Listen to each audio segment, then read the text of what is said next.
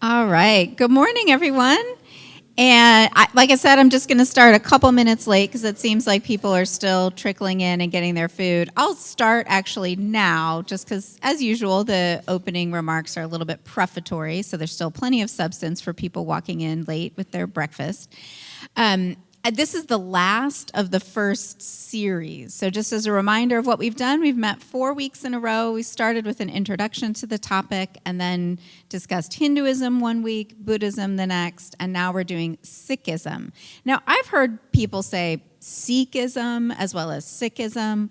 I will say that I hear Sikhism a little bit more often, but either one is out there. So I'll just, maybe it's because I went to a panel 2 years ago with the Sikh Studies unit of the American Academy of Religion, and they all said Sikh. So that's what I do now. But Sikh, plenty of people say that as well. So that's where we'll end, and then hopefully we'll pick up another cluster of fora like this in a few months. All right. As a reminder, the goal is still today to examine some key teachings, stories, rituals, or practices that are connected with a particular tradition, and also to consider how this tradition might challenge or enlighten Episcopalian Christians seeking to love God and neighbor. So that's the piece that I don't really do publicly very often when I'm teaching about world religions, but it's a real pleasure to do that with all of you.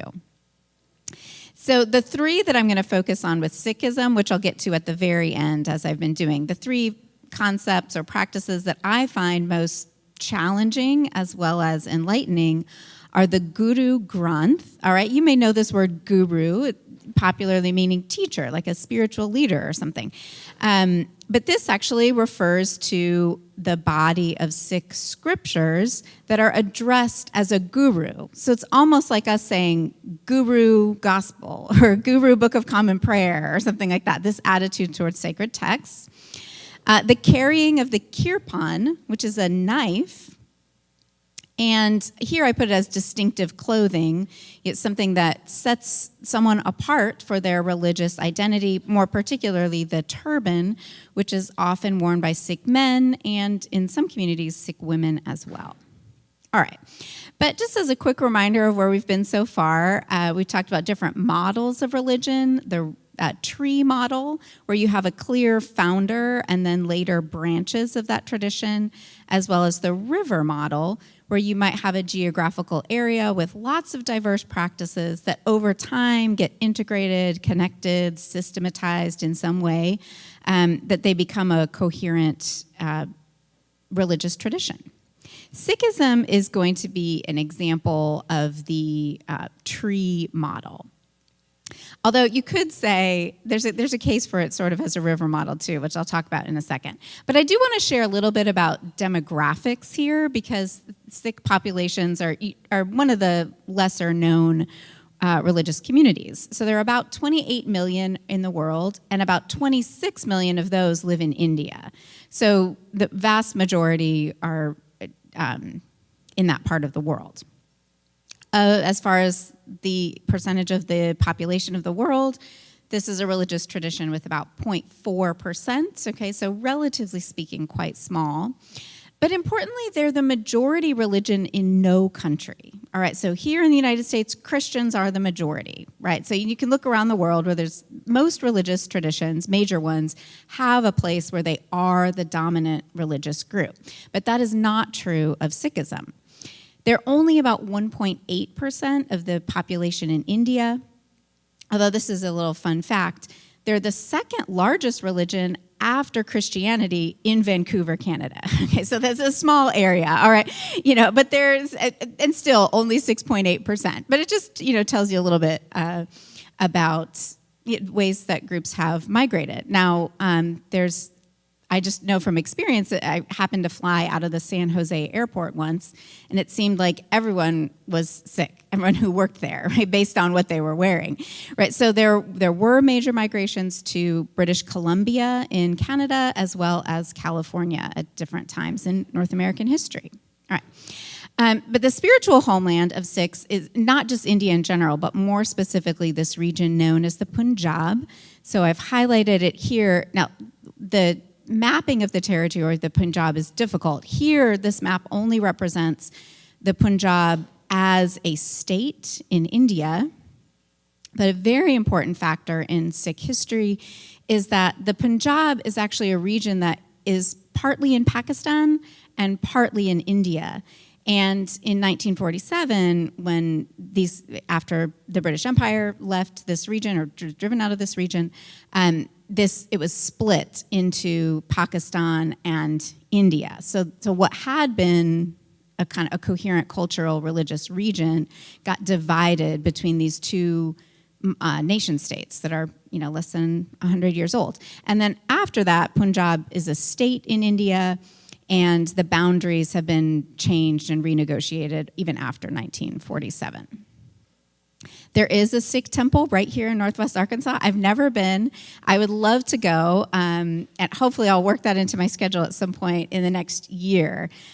Because of COVID, it just hasn't been a good time to look at visiting other religious communities, but I'd love to give that a try at some point. If anyone wants to go with me, I don't even know when their services meet.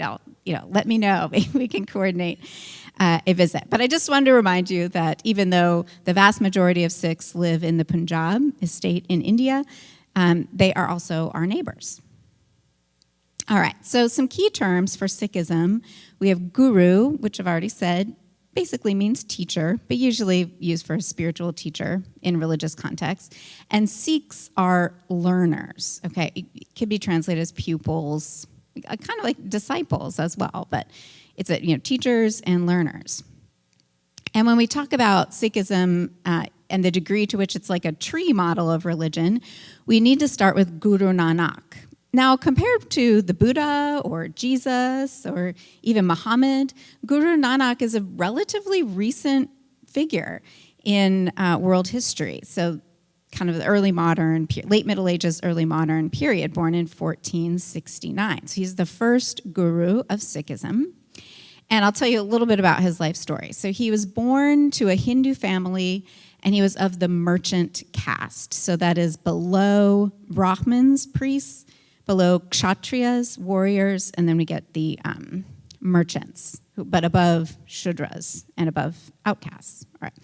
He was raised in a Muslim village that was southwest of Lahore, Pakistan. Okay, his birthplace is also in modern-day Pakistan. And there's a particular ceremony for upper caste Hindu boys, that is anyone above a Shudra level, where they get to wear a thread. So when I lived in Nepal, I got to go to a few threading ceremonies for my students.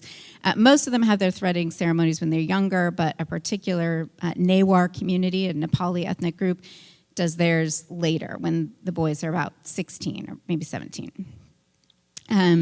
But he said, I'm not going to do that. So it's kind of like, imagine a young person in our community saying, okay, it's about time for you to go through confirmation. And they're like, I'm not doing that.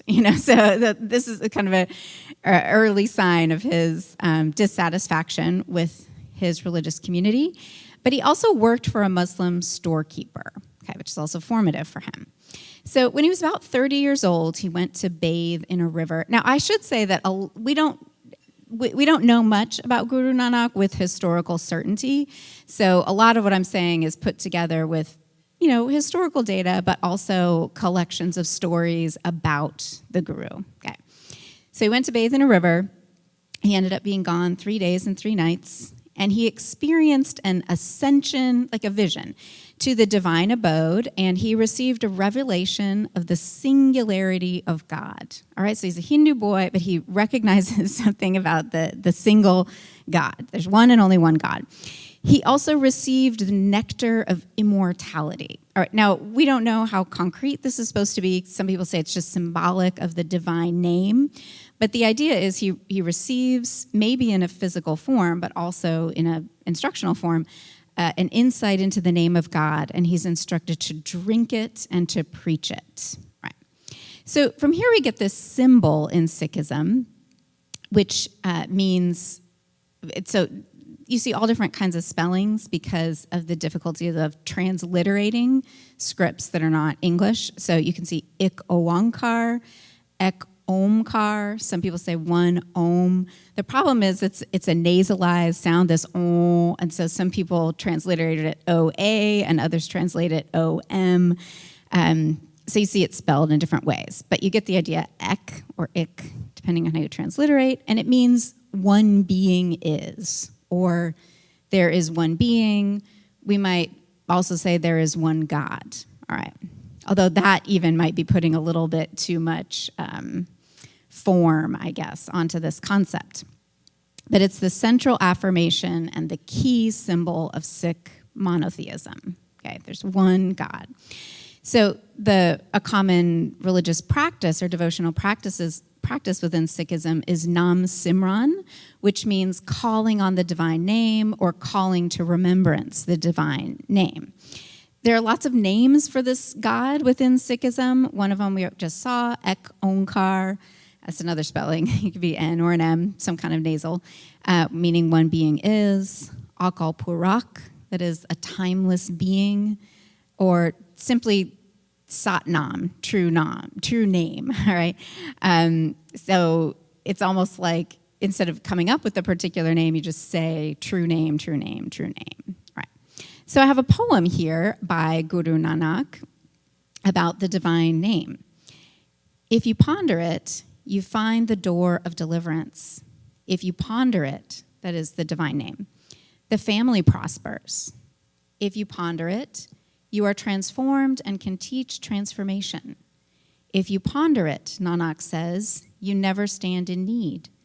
That name, so immaculately clear, only the mind that ponders it can truly be aware. All right.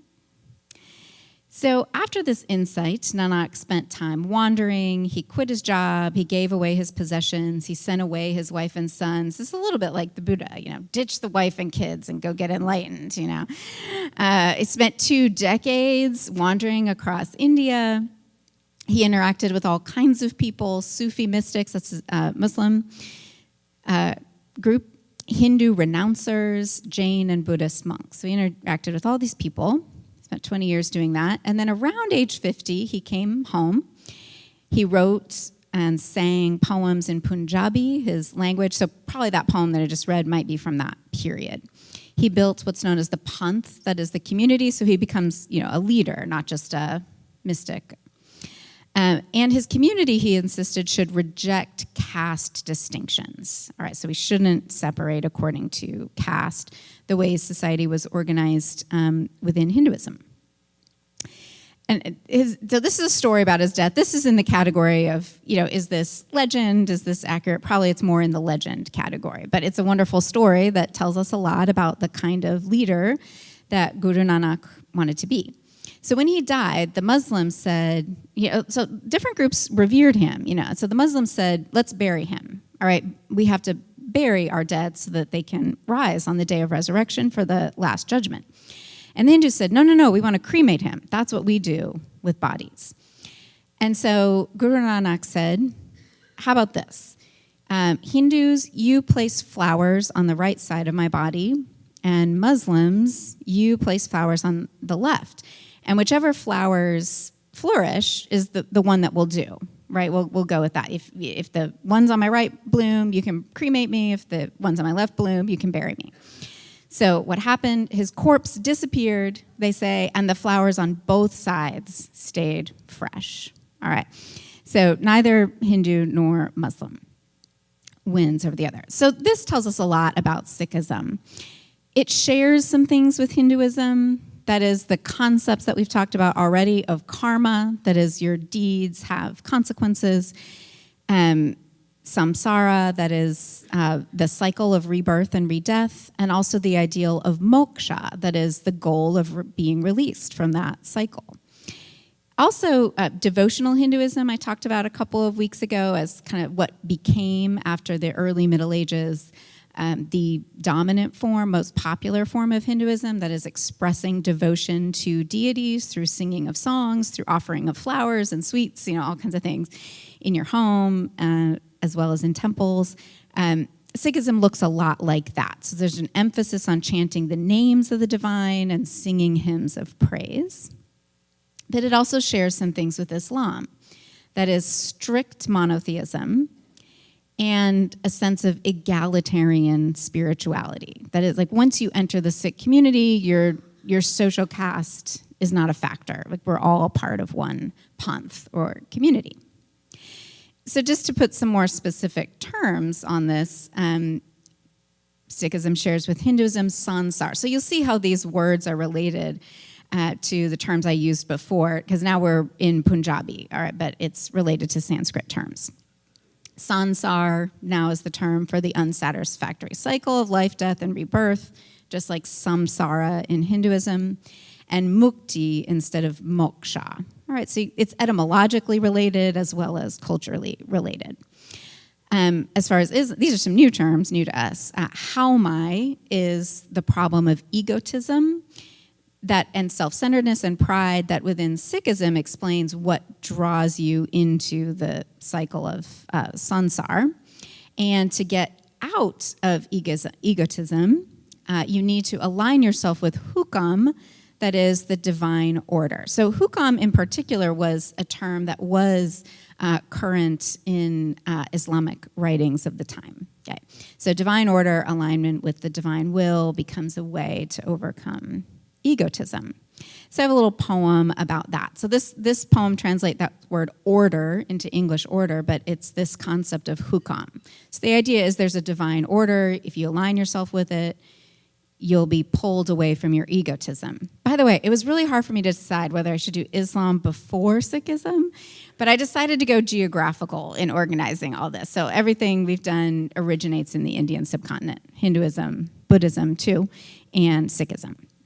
All right, so by order, this concept of divine order, shapes take shape. Oh, sorry. Yeah, it's there. An order that cannot be uttered.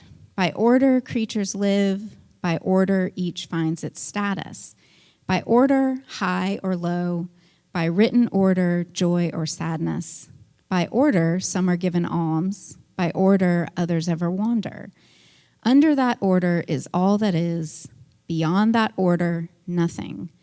Nanak says, to understand that order is to say goodbye to I, that is myself. So most of this is just getting to that last concept. So you have kind of the worldview or the cosmology of Hinduism, but when you actually define what the problem is, which would be egotism or attachment to the I, and the solution, alignment with divine order, it looks more similar to Islam.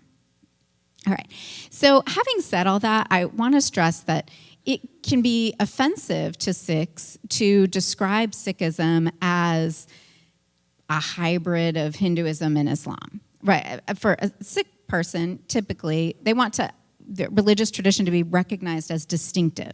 This is the exact opposite of members of the Church of Jesus Christ of Latter-day Saints or Mormons.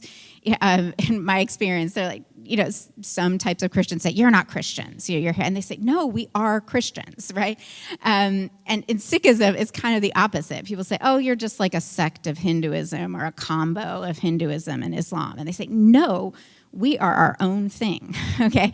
So I don't want to give you the impression that this is just sort of a hybrid. Most Sikh understanding is we transcend the limitations of those other traditions and have some distinctive aspects. So one of those distinctive features is unlike Hinduism, they completely reject withdrawal from the world as necessary or even desirable for escaping sansar or samsara.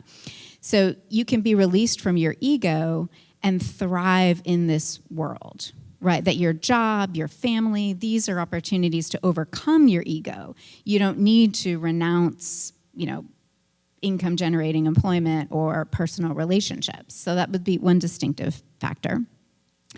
And the other is their conception of the one singular transcendent reality, okay? I put that in quotes to emphasize that it's easy for me to say, oh, Sikhs believe in one God. Right, but for them, that's just the beginning. Understanding that oneness, unpacking that oneness, exploring it, recognizing the limits of human understanding for whatever that one is, that's very important. It's not enough to say, oh, they just believe in one God. All right, so a lot of Sikh theology is devoted to not just saying there's one God, but exploring what that one God is. So all that was Guru Nanak. Okay, so after that, there's a period of 10 gurus. All right, so you can see images of them, and each of them made little and major contributions to Sikhism. My personal favorite is the wife of the second guru started this practice of the langar, that is a meal that, it's my understanding, is kind of an essential part of Sikh worship. And the important thing here is that it would involve people of all different social castes eating together, right? So that's just as important as worship itself. I'll skip all the way to the 10th guru, Guru Gobind Singh. All right, so you can see how he lives, 200 or so years after Guru Nanak himself. He's a military leader as well as a religious thinker. So his major contribution is inaugurating what's called the Khalsa. So you can think of the Khalsa as kind of like I don't mean elite in a negative way, but sort of a hardcore, that's what I'll say, way of being Sikh. We have these within Christianity too, right? That you can go to church or whatever, but you could also be in the Daughters of the King, right? We have this order here, like that is some serious commitment. Not to downplay anyone else's commitment, but there's some appeal to these kind of hardcore groups. So this is the way the legend goes. This guru asked for, he had the assembled Sikh community, and he says, does anyone volunteer to give up their life for your guru? I want to find who my loyal followers are. Who would die for me? Okay. And 5 volunteers show up, and they're all from different castes in the Hindu caste system. And then we don't know what exactly happened. The story goes they went behind a curtain, and so it sounded like they were all being killed. So they're competing stories. Maybe the guru decapitated each one with a sword and then brought them back to life. All right, that's pretty powerful. Or he killed some goats instead, and so it caused screaming and blood or whatever. But the idea is he found 5 people from different castes who were willing to die for their guru. All right, but it turned out to be just a test of loyalty. So then he gave them an initiation ceremony. He and his wife transformed water into amrit, this is a nectar of immortality, and fed it to the 5.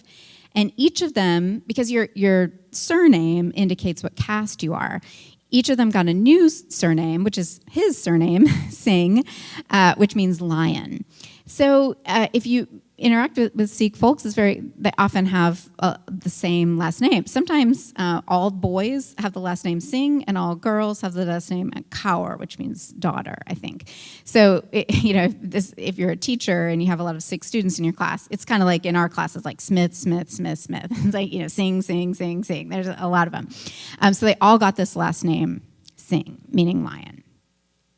So they also had particular instructions from Guru Gobind Singh. They're not supposed to worship idols or make pilgrimage to the Ganges, right? So they're trying to draw a sharper line between what it is to be Sikh and what it is to be Hindu. So you can't engage in those things. They have to renounce their caste. They need to read 6 scriptures, not the Veda, those Hindu scriptures where I talked about how they were orally transmitted, chanting, or the Quran, right? And they had to carry a sword. Now, eventually, this morphed into a more systematized teaching set of symbols or objects called the 5 Ks. So if you were a member of the Khalsa order, so eventually they had initiation ceremonies for more people. You need to not cut your hair and have a beard, a kesha. You need to have a comb in your hair. Now, I've heard symbolic interpretations of these things, that the comb indicates you're not like a Hindu renouncer who had those dreadlocks, right? So it's supposed to be a statement, like, I'm not a Hindu renouncer, I comb my hair. So you have a comb stuck in your hair. You wear a steel bracelet.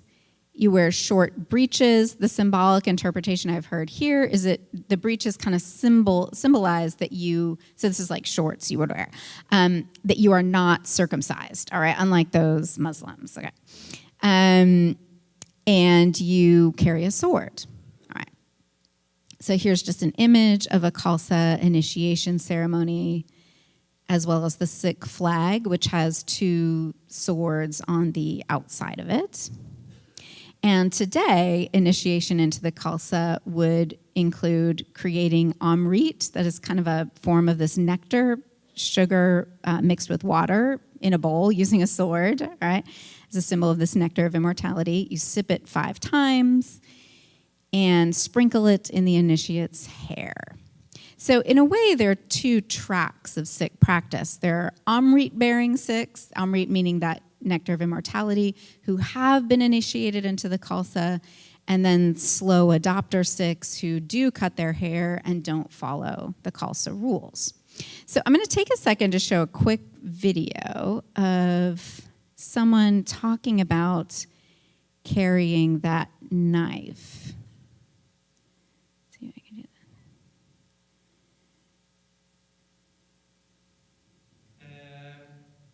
Some serious stuff today that I'm going to talk about.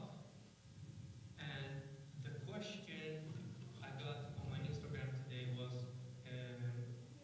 what do you do with your Kirpan? Thank you. And that question I like because that one was serious and it wasn't, really. Let's see what I can do. Yeah. Yeah. There's my cursor.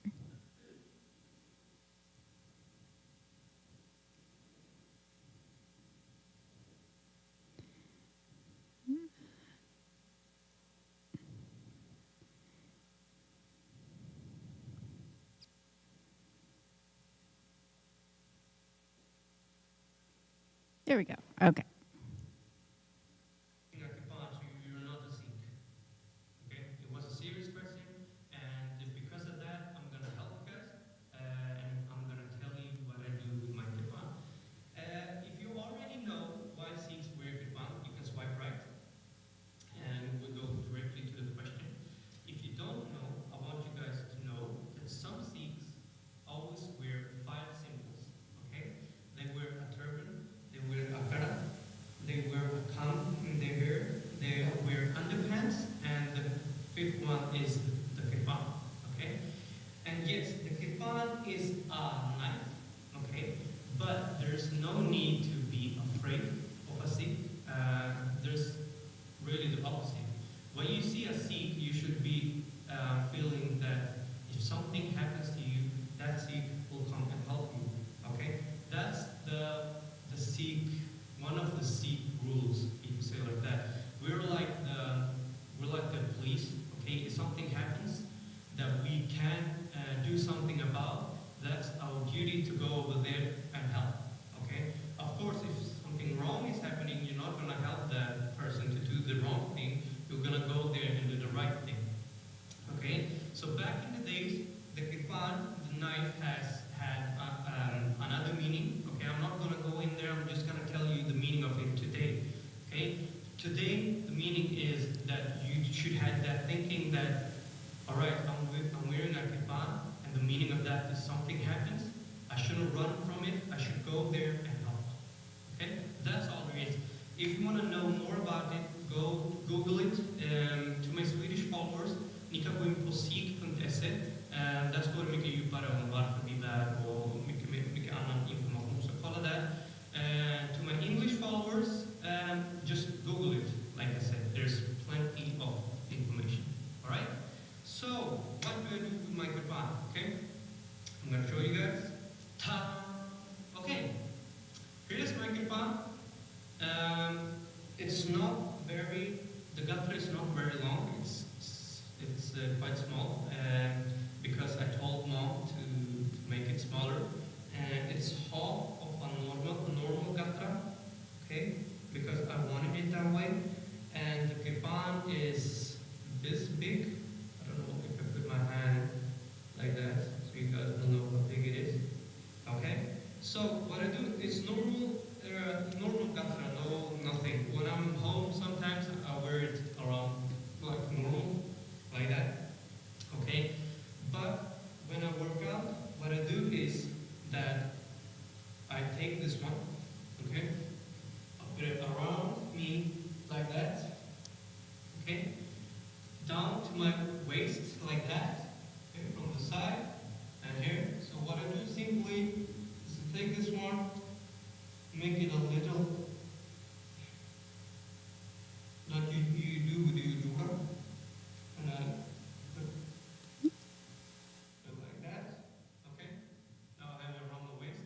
After that, I just take it under my tights. Okay. I have my kashada, and over my kashada I have tights. Okay, this is the tights. All right. It's All right, I'll stop there. But I like this video because it gives you both the symbolism, like what it means. It means I should not run away from intervening in dangerous situations. It means I should go toward it to help. But then also the logistical things. Like that thing is big, and he's responding to a question on his Instagram. He's a bodybuilder. About what do you do with it when you work out? Like some practical things. All right, all right. Heading back here.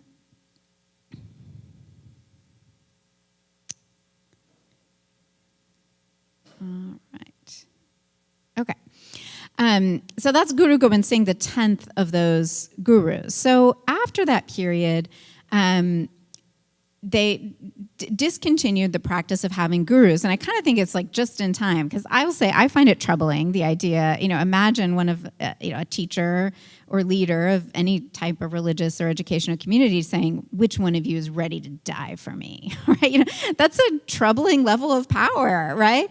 And so they're actually ceased having new gurus. So they had 10 years of gurus, 10 gurus over 200 or so years to establish a lot of the contours, distinctive teachings of Sikhism, and then no more gurus. So guru means, they have a poetic description, a Guru Nanak does, of a guru as a raft that leads Sikhs to understand the divine.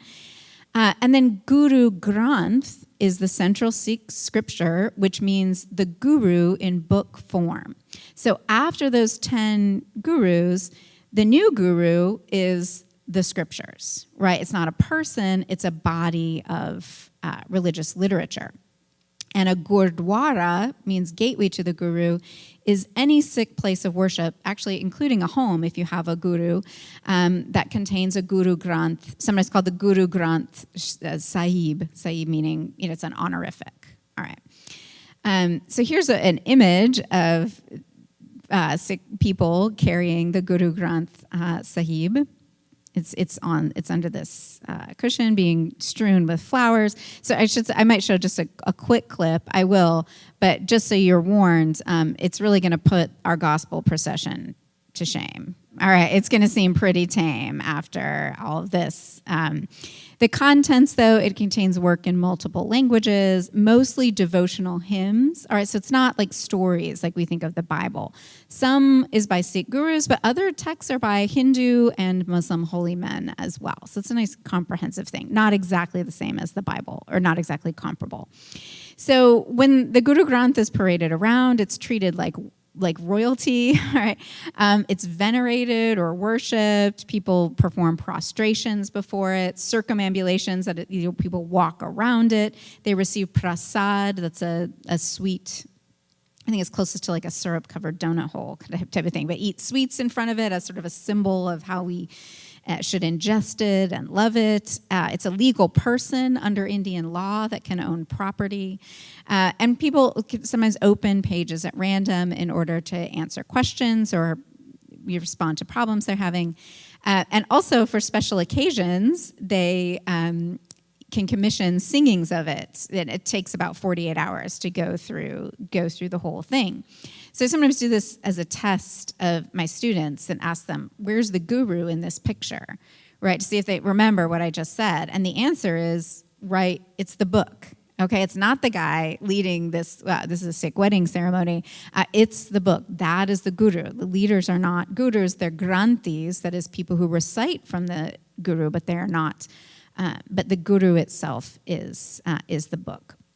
So I'm going to show you a little bit of a video from the Golden Temple, which started to be built in 1604, I think it was when it was finished, and then was covered with gold at a later historical period. It was destroyed and rebuilt, and you got the idea. But we'll show you the Golden Temple, and I'll show you a little bit of this video So what they're doing is they're processing the Guru Granth, and every morning it gets processed to a different building and also put to bed after it. So we won't watch the whole video, but just enough to give you a sense of the status of this text. I'm guessing this is a special festival.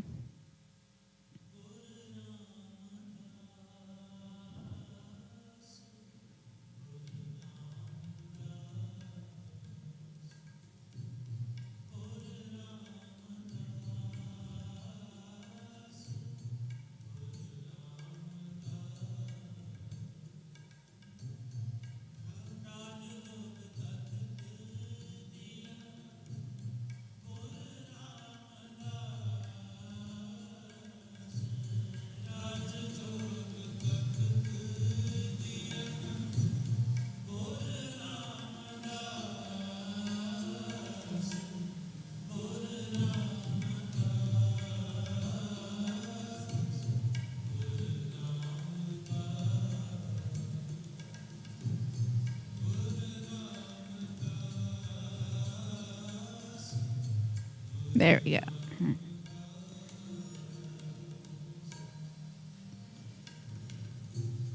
So he's fanning it. Yeah, like you would.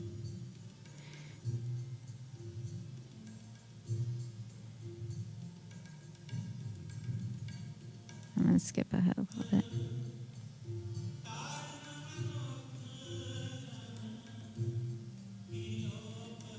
Okay.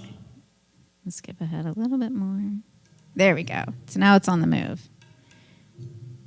So you can see it's really carried around like royalty, the flowers around it, and people are sort of jostling to get close to it.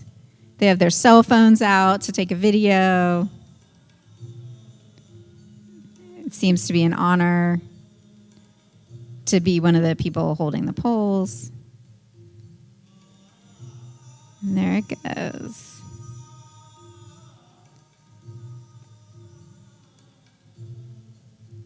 All right. All right.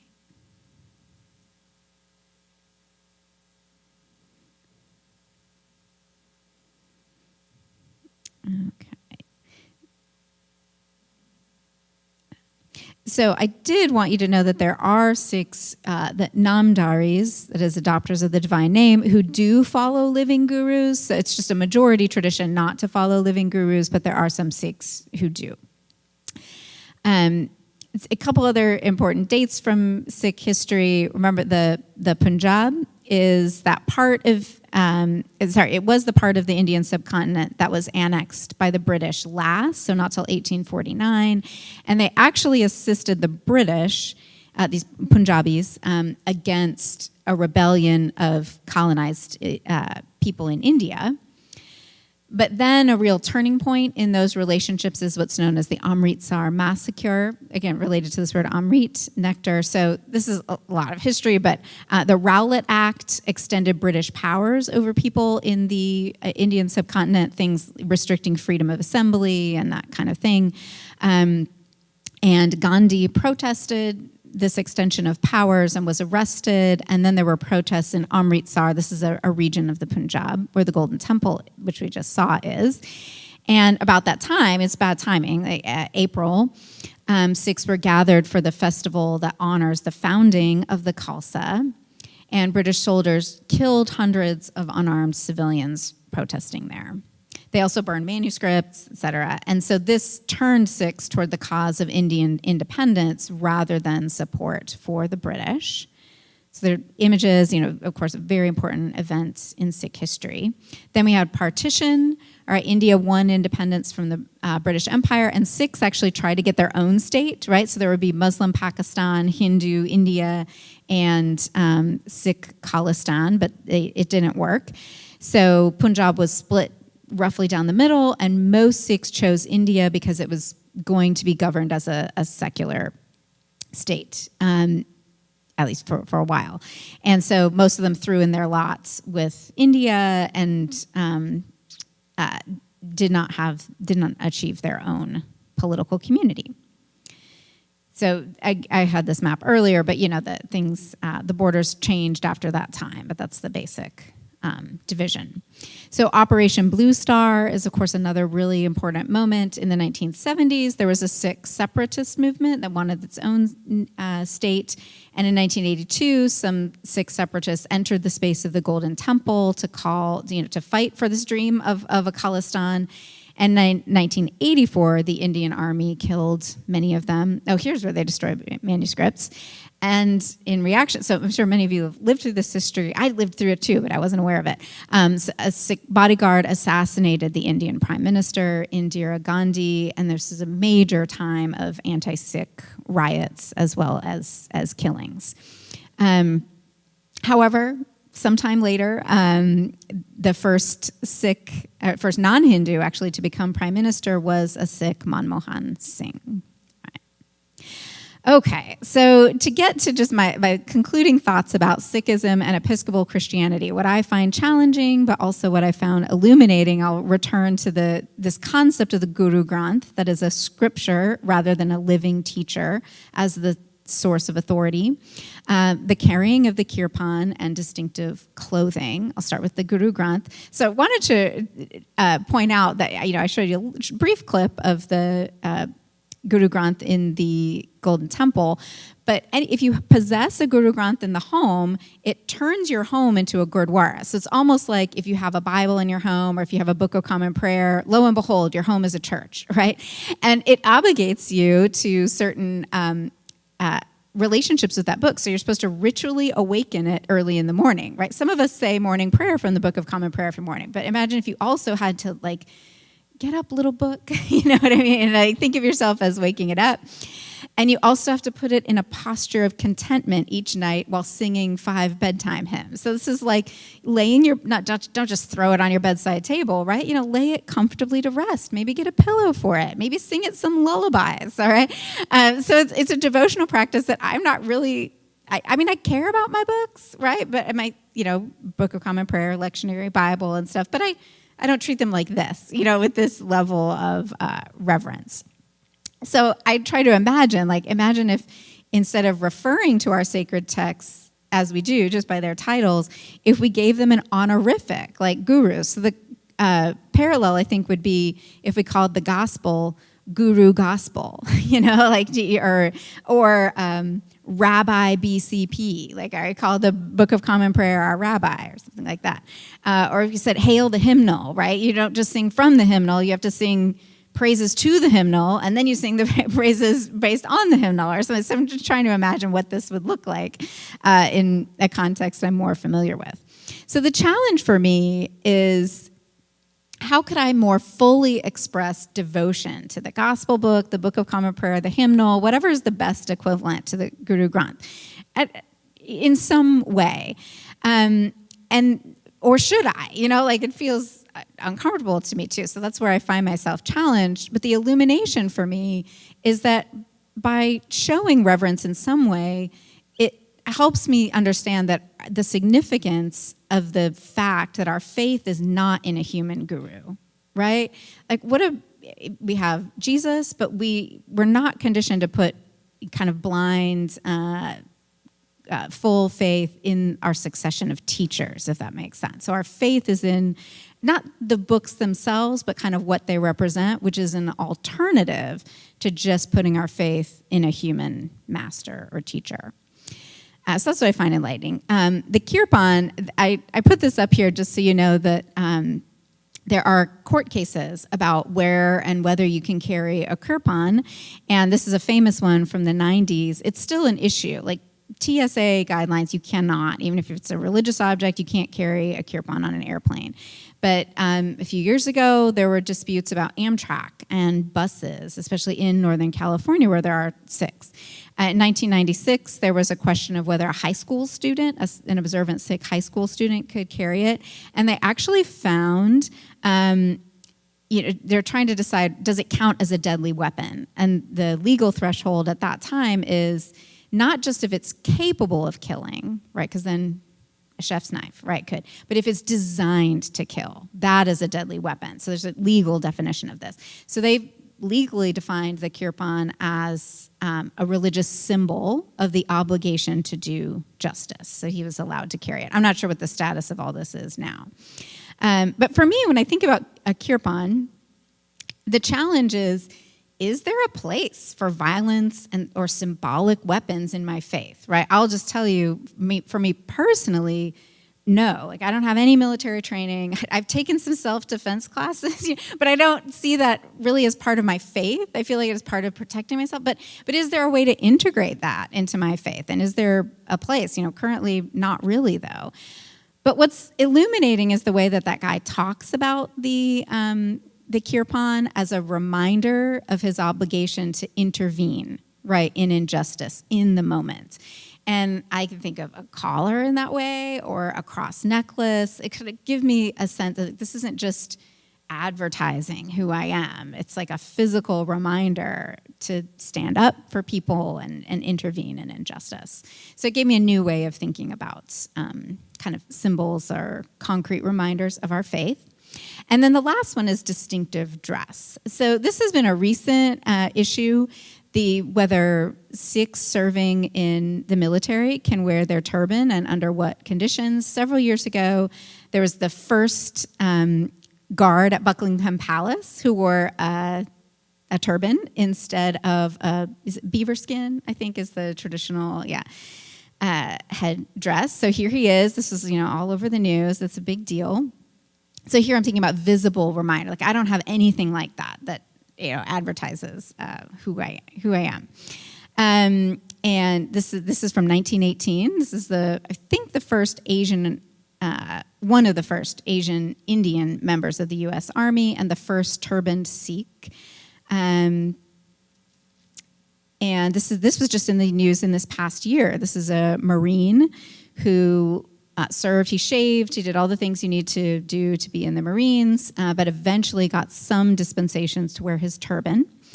And before that, I think this is at West Point. His graduated as a different Sikh. His graduation was also given permission to wear a turban instead of traditional military dress. All right. So it's got me. Well, there's a downside to all this too, a major downside, right? After September 11th, this is famous. There's a StoryCorps episode about it, which is really devastating.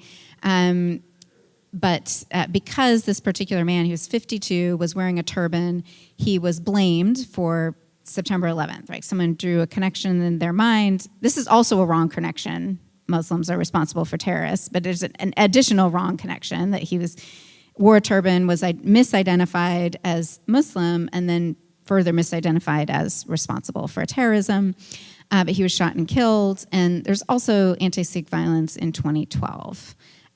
This is less violent, but Jagmeet Singh is a Canadian politician. There's YouTube clips of him getting heckled by someone at a political event who says, "Why are you trying to implement Sharia law?" or something. And it's a great example of de-escalation, right? So I encourage you, you can check that out. And here's a vigil for those murders in 2012. So for me, the challenge is my faith visible, right? There's nothing that marks me so distinctively as a Sikh turban. Does my faith make me a target for being misunderstood or for something worse, the way that a Sikh turban often does? And so the illuminating thing for me is I tend not to wear my faith, especially literally, right? And I realize that part of it is I don't want to be misunderstood. I often find myself in situations where, oh yeah, I work at St. Paul's, but I don't think you're going to hell. You know what I mean? Like, I'm afraid that people will misunderstand something that I think or something I believe or, something just based on my religious identity. And so it makes me a little more cautious about wearing it, literally or metaphorically. But when I look at these Sikh folks who wear their turbans, and not just to advertise their faith because everyone's going to recognize them as a Sikh, but also to risk that people are going to miscategorize them. So it helped me think about that as a faith practice as well, not just to advertise my own religious identity, but also just to take the risk of people misunderstanding. A wonderful exercised in that kind of humility and freedom from egotism that Sikhism encourages. All right. Well, thanks all for joining us for Sikhism. And I hope I'll be back in several weeks or months with new religious traditions. Right. And if you have a minute to come up and chat, I'll stick around for a while.